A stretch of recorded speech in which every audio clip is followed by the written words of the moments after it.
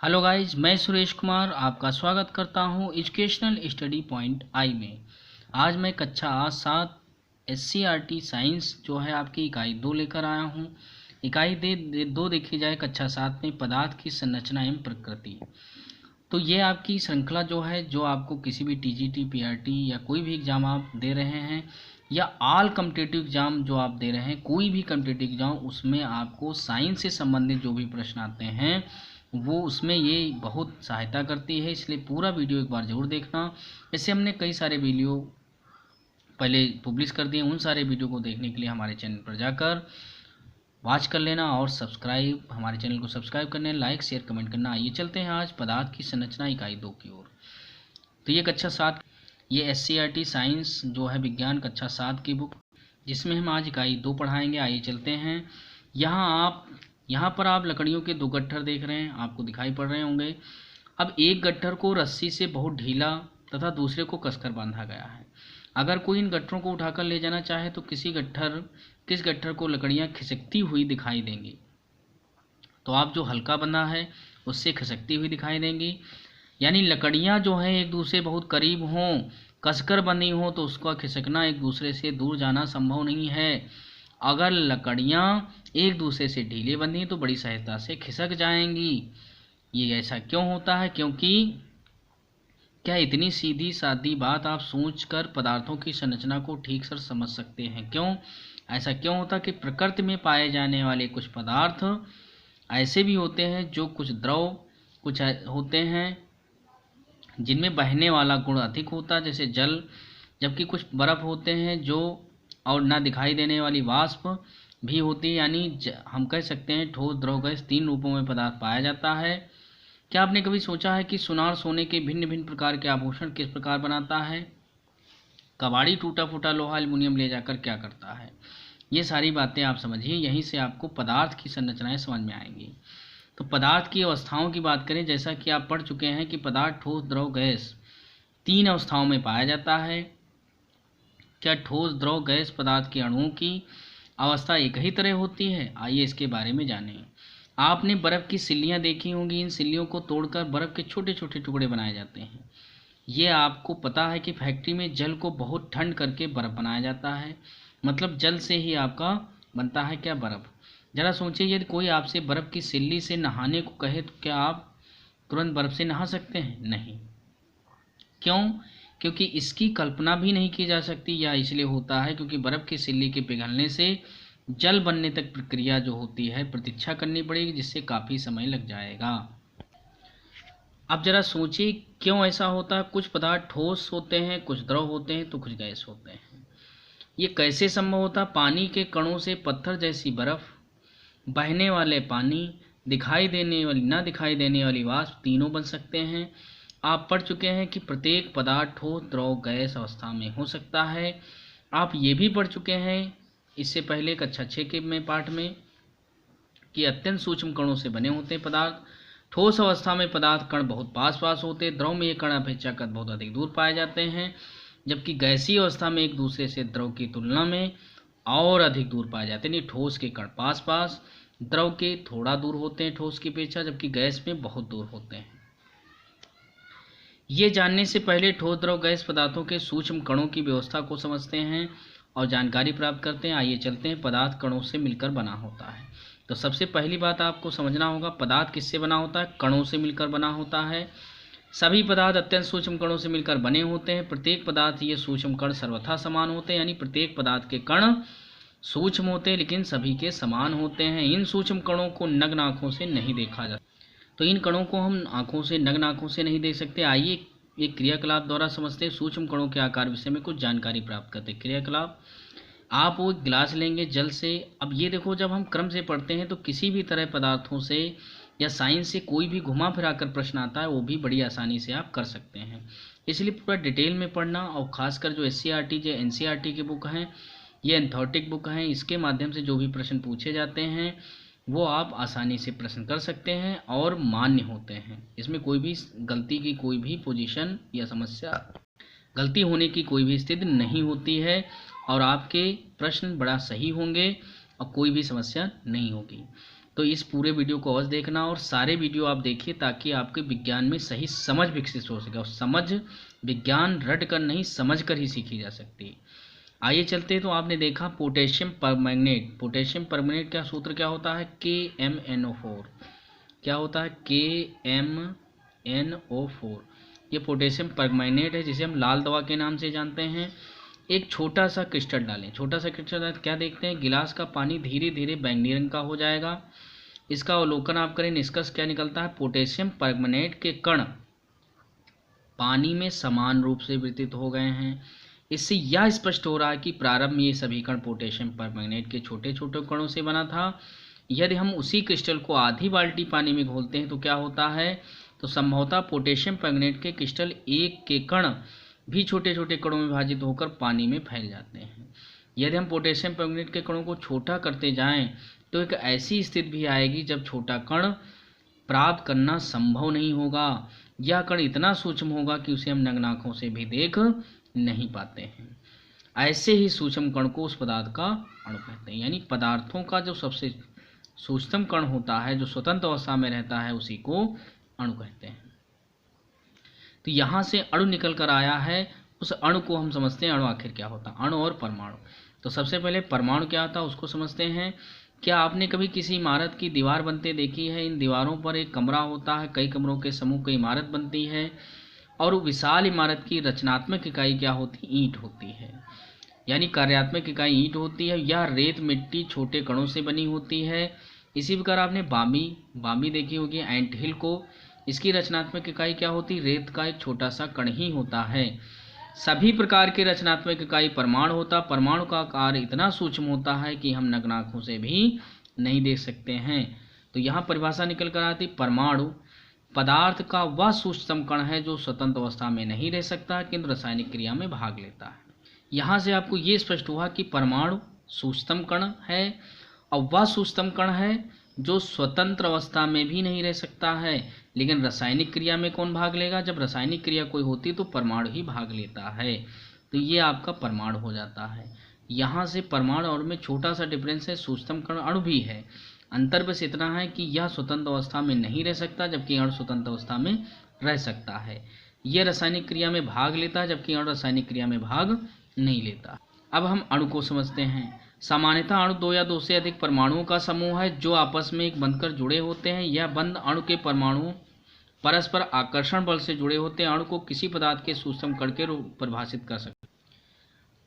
स्वतंत्र रूप में आश्रित रह सकता है अणु का, तथा जो पदार्थ सभी गुणधर्म को प्रदर्शित करता है एक ही तत्व के परमाणु अथवा भिन्न तत्वों के परमाणु परस्पर संयोग करके अणु बनाते हैं। यानी अणु का निर्माण होता है दो या दो से अधिक परमाणुओं से। दो या दो से अधिक परमाणु आपस में मिलते हैं, चाहे वो एक समान हो चाहे वो दो हों, मतलब अलग अलग तत्वों के हों, अलग अलग परमाणु हो, तब भी अणु का ही निर्माण होगा। तो यहाँ पर अणु के दो निष्कर्ष निकल कर आते हैं कि अणु किसी पदार्थ की संरचना का सबसे छोटा कण है जो स्वतंत्र अवस्था में रह सकता है और किसी भी रासायनिक क्रिया में भाग नहीं लेता है। परमाणु पदार्थ का सूक्ष्मतम कण है जो स्वतंत्र अवस्था में नहीं रह सकता किंतु रासायनिक क्रिया में भाग लेता है। तो ये दो निष्कर्ष एक परमाणु का, एक अणु का। फिर है पदार्थ के कणों के बीच रिक्त स्थान पाया जाता है। यानी पदार्थ जो होते हैं, ये जैसे पदार्थ के अणु हैं, इनके बीच में रिक्त स्थान भी होता है। तो ये रिक्त स्थान जो होता है, जब बारीकी आप देखेंगे तो इनके बीच में छोटा छोटा दिखाई पड़ता है, जैसे ऐसे हो, ऐसे हो, ऐसे हो, ऐसे। तो इनके बीच में छोटा जो स्थान ये रह जाता है, इसी को हम रिक्त स्थान कहते हैं।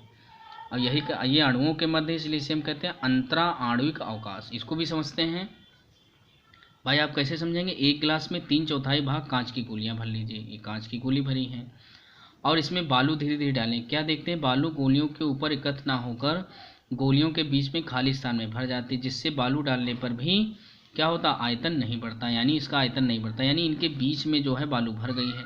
ऐसा इसलिए होता है क्योंकि इनके बीच में रिक्त स्थान होता है। अब कांच के गिलास को बीकर यानी 3/4 भाग पानी से भरिए। गिलास में पानी की सतह पर चिन्हित करिए। अब पानी में 1 चम्मच पिसा नमक डालें, घोल लें। जल की सतह को देखें, क्या होता है? जल की सतह में कोई परिवर्तन नहीं होता। नमक के अणु पानी के द्रव के अणुओं के बीच रिक्त स्थान में उसी तरह समाहित हो गए। यानी आपने जल लिया, जल में 1 चम्मच नमक डाला, लेकिन जितनी सतह थी उतनी ही रहती है, बढ़ती नहीं। क्यों नहीं बढ़ती है? क्योंकि इसमें जो रिक्त स्थान थे अणुओं के बीच में, उसी में वो नमक घुलकर समा गया है। इससे स्पष्ट ये निकलता है पदार्थ के कणों के बीच में रिक्त स्थान होता है। ये स्पष्ट हो जाता है कि पदार्थ कणों के मध्य में रिक्त स्थान होता है और पदार्थ के कणों एक दूसरे को आकर्षित करते हैं। दूसरी बात यहाँ पर पहली हमने समझी कि अणुओं के बीच में रिक्त स्थान होता है, रिक्त स्थान, और रिक्त स्थान के साथ साथ दूसरी स्थिति हम समझना चाहते हैं, पदार्थ के कण एक दूसरे को आकर्षित करते हैं, इसको भी समझते हैं। आप क्या करिए, 2 ड्रॉपर लिए, इन्हें पानी से भरें। 2 ड्रॉपर को देखो, 2 ड्रॉपर हैं लिए गए, एक ड्रॉपर ये, एक ड्रॉपर ये। अब क्या करिए, एक दूसरे को, ड्रॉपर को बूंद जो निकल रहा है उसको सटा दीजिए एक बूंद को। क्या होता है, दोनों बूंद एक दूसरे में संपर्क में आती हैं, बूंद आपस में मिल जाती हैं और बड़ी बूंद बना लेती हैं। बूंदों को अलग अलग देखा जा सकता है? नहीं। क्यों? क्योंकि बूंद आपस में मिल गई हैं। अणुओं के बीच आपसी आकर्षण बल के कारण आपस में मिल जाती हैं। इस प्रकार हम कह सकते हैं यहाँ से कि अणुओं के बीच में आकर्षण बल होता है। ये 2 प्रकार का, ससंजन और असंजन होता है। कैसे? एक ही पदार्थ के अणु हैं, एक ही पदार्थ के अणु हैं और इनके बीच आकर्षण बल लग रहा तो उसे हम ससंजन बल कहेंगे। एक परमाणु अणु द्वासर है, एक अणु दूसरा है, ये दूसरा है, ये दूसरा है, ये दूसरा है, और इनको मिलाएंगे, इनमें भी आकर्षण होगा, लेकिन ये कौन सा होगा? ये आसंजन बल होगा। यानी किसी पदार्थ के अणुओं के मध्य लगने वाले आकर्षण बल को ससंजन बल कहते हैं। किसी पदार्थ के अणुओं के मध्य लगने वाले आकर्षण बल को ससंजन बल कहते हैं। आगे चलिए, विभिन्न प्रकार के अणुओं के बीच लगने वाले बल को क्या कहते हैं, आइए चलते हैं। तो कांच के गिलास में पानी में आपने उंगली डाली, अब उंगली डाली तो आप उंगली बाहर निकाल लीजिए। क्या होता, पानी जो है उंगली में कुछ लगा रह जाता है, आप निकालिए, ऐसा प्रयोग कर सकते हैं जिससे वह गीली हो जाती है, आपकी उंगली गीली हो जाती है। आप गिलास के पानी को दूसरे बर्तन में डालें, गिलास का खोलेंगे, गिलास के अंदर चारों ओर कुछ ना कुछ पानी चिपका रह जाता है। ऐसा क्यों होता है? ऐसा इसलिए होता है क्योंकि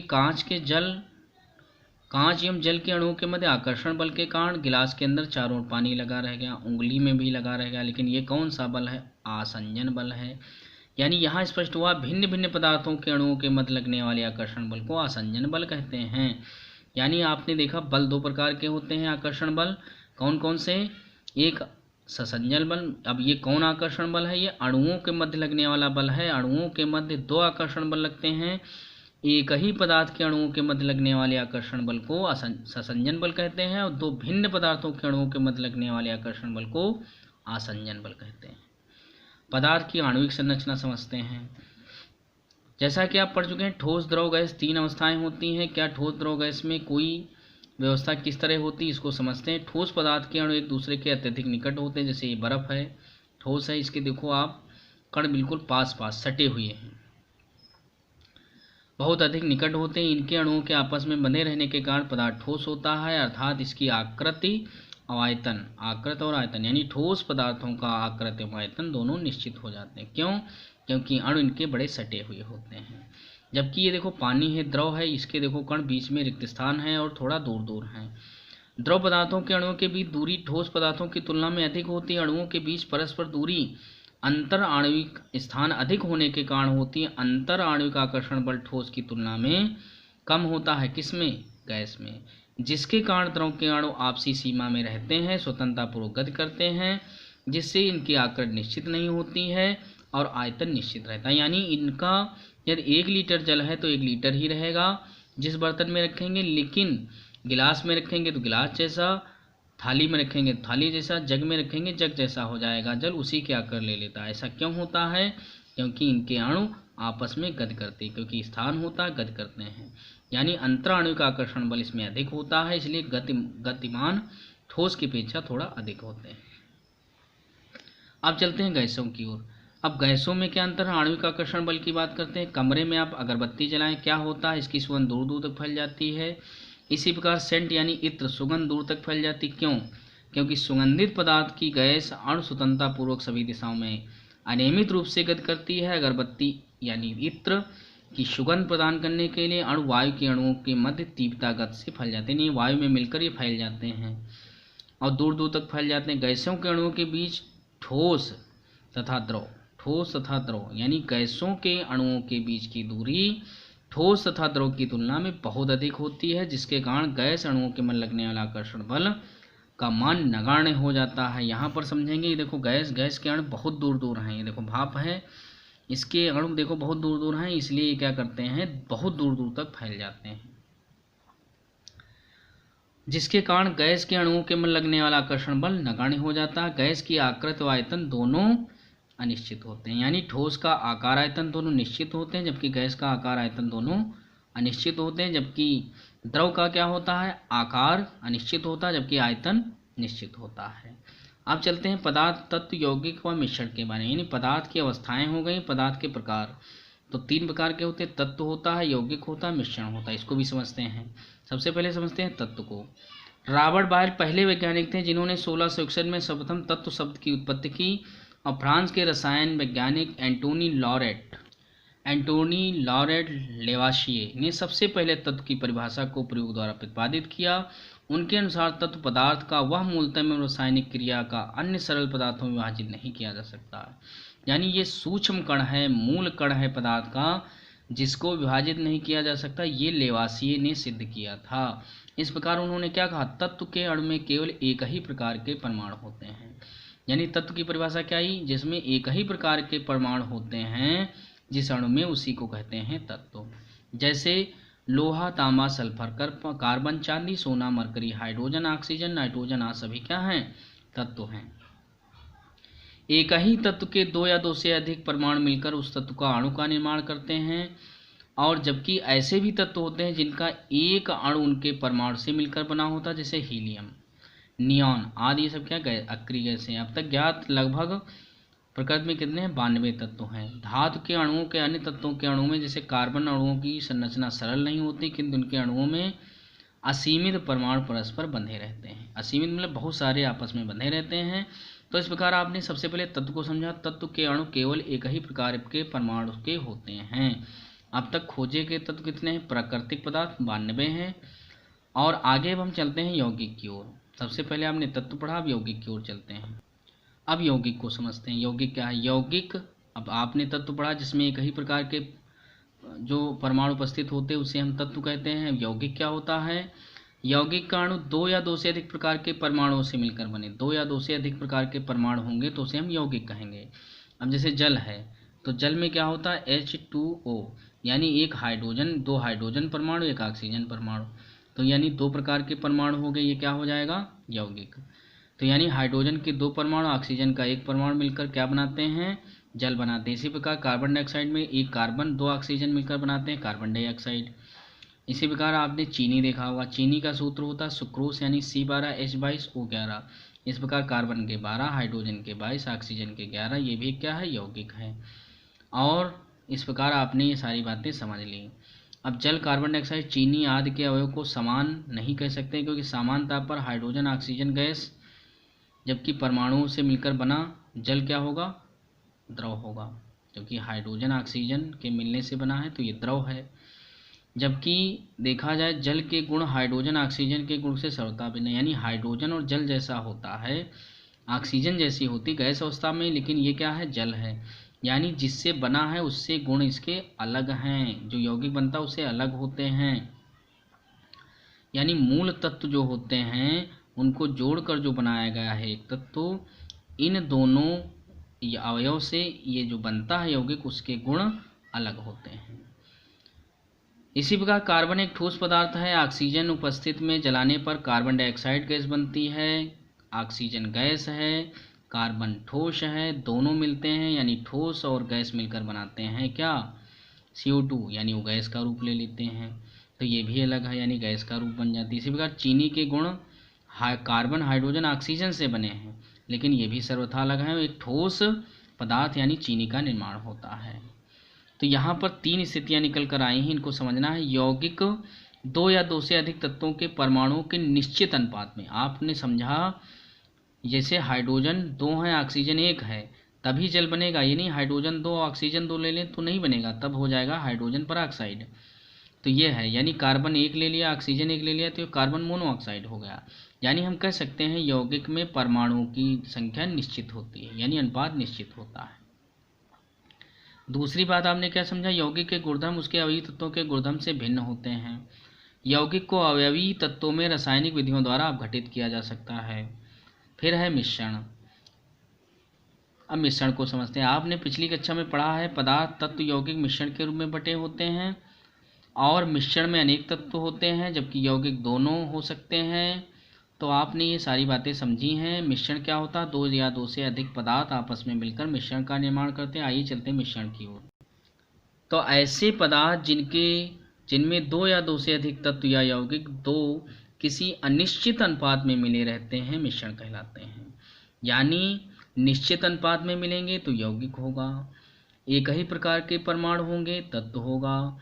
अब दो या दो से अधिक तत्व या यौगिक हो किसी भी अनुपात में मिला दीजिए तो मिश्रण होगा। तो आप ये बातें समझ रहे हैं। तत्व क्या है, एक ही प्रकार के परमाणु से मिलकर बनता है। यौगिक दो या दो से अधिक परमाणुओं से मिलकर एक निश्चित अनुपात में मिलाया जाए तो यौगिक बनता है। और दो या दो से अधिक तत्व या यौगिक किसी भी अनुपात में मिलाया जाए, बोले तो अनिश्चित अनुपात में मिलाया जाए, तो उसे मिश्रण कहते हैं। दूसरी बात, मिश्रण में उनके अवयवी पदार्थों के गुणधर्म विद्यमान रहते हैं। मिश्रण से उसके अवयवी पदार्थों को सामान्यतः भौतिक विधियों द्वारा पृथक किया जा सकता है। तो यानी मिश्रण को भौतिक विधियों द्वारा पृथक किया जा सकता, जबकि यौगिक को भौतिक विधियों द्वारा पृथक नहीं किया जा सकता है।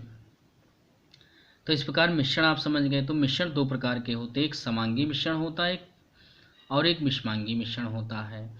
अब समांगी मिश्रण किसे कहते हैं इसे समझ लीजिए। समांगी मिश्रण को विलयन कहते हैं। समांगी मिश्रण में अवयवी पदार्थों को अलग अलग नहीं देखा जा सकता है। जैसे चीनी और पानी का आपने शरबत बनाया, अब चीनी पानी को अलग अलग नहीं देखा जा सकता तो कैसा मिश्रण हो गया, समांगी। वही बात यहाँ पर लिखी, जो जो अवयव मिलाए गए हैं उनको अलग अलग ना देखा जा सके उसी को हम समांगी मिश्रण कहते हैं। जैसे पोटेशियम परमंगनेट और जल को आपस में मिला दीजिए तो ये मिश्रण जो बनेगा कैसा होगा, समांगी मिश्रण होगा। अब दूसरी बात विषमांगी मिश्रण को समझते हैं। तो इसमें क्या होता है, विषमांगी मिश्रण में अवयवी पदार्थों को अलग अलग देखा जा सकता है। जैसे आप कोयला और बालू को मिलाइए, जैसे गंधक और लोहे के बुरादे को मिलाइए, कांच की गोली और बालू को मिलाइए, बालू कंकड़ को मिलाइए, दाल और चावल को मिलाइए, तो क्या होगा, ये विषमांगी मिश्रण। क्योंकि हम दाल चावल को अलग देख सकते हैं, कोयला बालू को देख सकते हैं। तो जिसमें हम अवयवी पदार्थों को अलग अलग देख सकते हैं उसे विषमांगी मिश्रण, और जिसमें अलग अलग नहीं देख सकते उसे हम समांगी मिश्रण कहते हैं। इस प्रकार समांगी और विषमांगी दो प्रकार के मिश्रण होते हैं। आइए कुछ बातों को समझते हैं, कुछ और भी जानें। दूध देखने में समांगी प्रतीत होता है किंतु वास्तव में विषमांगी मिश्रण है। क्यों विषमांगी मिश्रण है, क्योंकि इसमें जो पदार्थ हैं वो निश्चित अनुपात में नहीं होते, किसी में वसा ज़्यादा होती, किसी में मिठास अधिक होती है। तो इस प्रकार हम कह सकते हैं दूध एक क्या है, विषमांगी मिश्रण है। बल्कि ये इसे हम क्या कहते हैं, पायस, रासायनिक दृष्टि से हम पायस कहते हैं। जब विलेय और विलायक दोनों एक ही द्रव हों तो दोनों में से कुलाइडी विलयन को पायस कहते हैं। यानी विलेय और विलायक दोनों जब द्रव होते हैं तो उसे हम पायस कहते हैं। जैसे शैम्पू है, नेल पॉलिश है, ये सब क्या है, पायस है। इसी प्रकार दूध भी पायस है। दो धातुओं को पिघलाने पर आपस में मिला एक ठंडा करने पर धातुओं का जो समांगी मिश्रण प्राप्त होता है उसे मिश्र धातु कहते हैं, एलॉय कहते हैं। क्यों, पीतल एक मिश्र धातु है, क्योंकि पीतल में क्या क्या मिला, तांबा और जिंक। इनका अनुपात कितना होता है, 2:1 का।